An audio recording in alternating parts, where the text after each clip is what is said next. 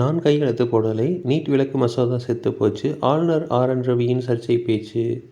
தமிழ்நாடு சட்டப்பேரவையில் நிறைவேற்றப்பட்ட நீட் தேர்விலிருந்து விலக்கு கோரும் மசோதாவிற்கு தாம் கையெழுத்து போட்டு ஒப்புதல் தராததால் அந்த மசோதாவே செத்துப் போய்விட்டதாக ஆளுநர் ரவி சர்ச்சை பேசியுள்ளார். ஆனால் ஆளுநர் ஒப்புதல் தராமல் கிடப்பில் போட்ட 10 மசோதாக்களுக்கு உச்சநீதிமன்றமே தமது சிறப்பு அதிகாரம் மூலம் ஒப்புதல் தந்து அதிரடி பதிலடியை கொடுத்துள்ளது.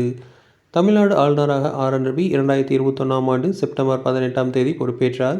முன்னதாக நாகாலாந்து மாநில ஆளுநராக இருந்த ஆர்.என். ரவி அந்த மாநிலத்திலிருந்து தமிழ்நாட்டுக்கு மாற்றப்பட்ட போது நாகாலாந்து மாநில மக்கள் பட்டாசு வெடித்து கொண்டாடி மகிழ்ந்தனர். இதற்கு காரணம் நாகாலாந்தில் பாஜக கூட்டணி ஆட்சியாக நடைபெற்ற போதும் அரசு நடவடிக்கைகள் மிக மோசமான தலையீடுகளை மேற்கொண்டிருந்தார் ஆர்.என். ரவி. தமிழ்நாட்டுக்கு ஆளுநராக ரவி பொறுப்பேற்ற காலம் முதலே தொடர்ச்சியான சர்ச்சைகள்தான் சிக்கி வருகிறார்.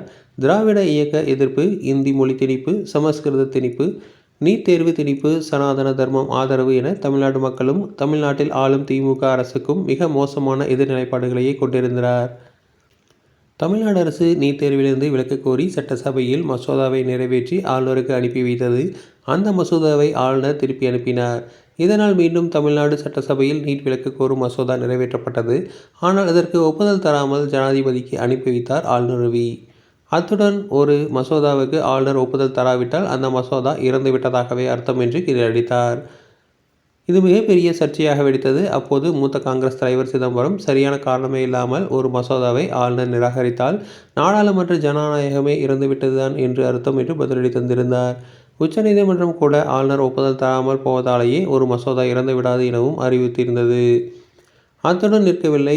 தமிழ்நாடு சட்டசபையின் நீட் விலக்கு மசோதாவை சபாநாயகருக்கு திருப்பி அனுப்பிய கோப்பில் தமிழ்நாடு அரசின் ஏ.கே. ராஜன் குழுவில் அறிக்கையை மஞ்சள் காமாலை பார்வை எனவும் விமர்சித்து சர்ச்சையில் சிக்கினார். பின்னரும் கூட தாம் ஒருபோதும் நீட் விலக்கு மசோதாவிற்கு ஒப்புதல் தரும் கையெழுத்தை போடவே மாட்டேன் என அடம்பிடித்து அப்போதும் கடும் எதிர்ப்பை எதிர்கொண்டார் ஆளுநர் ரவி. தற்போது தமிழ்நாடு அரசு தொடர்ந்த வழக்குகளில் தமிழ்நாடு சட்டசபையில் நிறைவேற்றப்பட்ட மசோதாக்களுக்கு ஆளுநர் ஒப்புதல் தராமல் இருந்தது அரசியல் சட்டத்துக்கு எதிரானது, சட்டவிரோதம் என்றும் அதிரடியாக தீர்ப்பளித்துவிட்டது உச்சநீதிமன்றம். அத்துடன் ஆளுநரின் அதிகாரத்தை பறித்து தமக்கான சிறப்பு அதிகாரம் மூலம் ஆளுநர் ரவி நிறுத்தி வைத்திருந்த 10 மசோதாக்களுக்கும் உச்சநீதிமன்றமே ஒப்புதல் அளித்தது. இதன் உச்சமாக ஆளுநர் ரவி அனுப்பிய மசோதாக்கள் மீதான ஜனாதிபதி நடவடிக்கையையும் கூட உச்சநீதிமன்றம் அதிரடியாக ரத்து செய்தது. தொடர்ந்து இதுபோன்ற செய்திகளுக்கு எங்கள் சேனலை சப்ஸ்கிரைப் செய்வோம்.